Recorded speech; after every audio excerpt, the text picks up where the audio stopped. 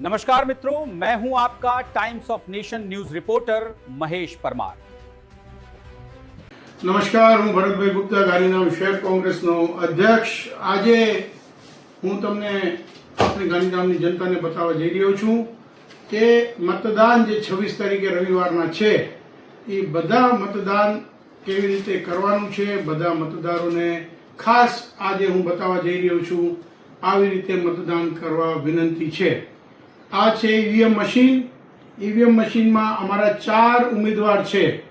જે પંજા સામે બટન દબાવવાનું છે, જે પંજો એટલે હાથનો પંજો, કોંગ્રેસનો પંજો છે। તો જે હું તમને કહીશ અત્યારે જેવી રીતે હું દબાવું છું, આ 1 2 3 4, એના પછી તમને પીળો બટન દબાવવાનું છે છેલ્લે, તો જઈને તમારું આ મત માન્ય ગણાશે।